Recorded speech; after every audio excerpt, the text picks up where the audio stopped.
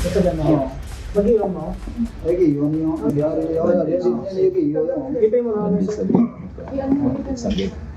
iwan yung sa hindi nag-iwan. Nag-iwan mo. Gasgas sa iba't ibang parte ng katawan, pamamaga ng bibig, pananakit ng leeg at kanang bahagi ng hita.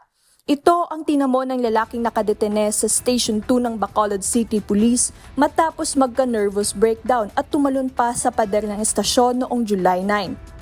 Ayon sa mga otoridad, dinala sa kanila ang biktima na mentally unstable matapos bugbugin ng 3 lalaki matapos umanong may gawing masama sa isang bata.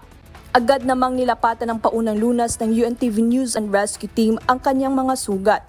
Matapos mabigyan ng first aid, ibinalik nila ito sa kustodiya ng mga pulis para sa karagdagan pang investigasyon. Nirespondihan din ng UNTV News and Rescue Team ang isang pasyente ng gunshot incident na itinawag din sa kanila ng Police Station 2 Bacolod City.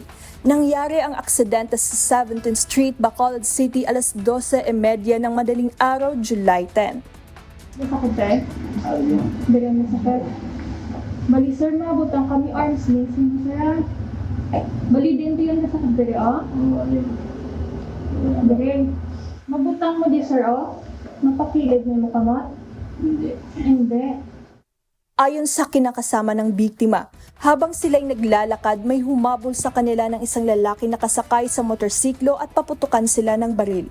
Nagtamo ang biktima ng daplis ng bala sa kanang bahagi ng tiyan, gasgas sa magkabilang tuhod at deformity sa kaliwang bahagi ng balikat.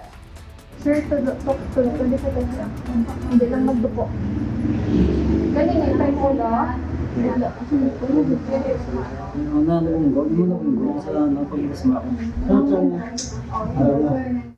Agad na nilapatan ng paunang lunas ng UNTV News and Rescue Team ang biktima. Matapos masuri ng grupo ang pasyente, ay dinala ito sa Corazon Locsin Montelibano Memorial Regional Hospital para sa karagdagang atensyong medikal. Wala namang tinamong injury ang kasama nitong babae.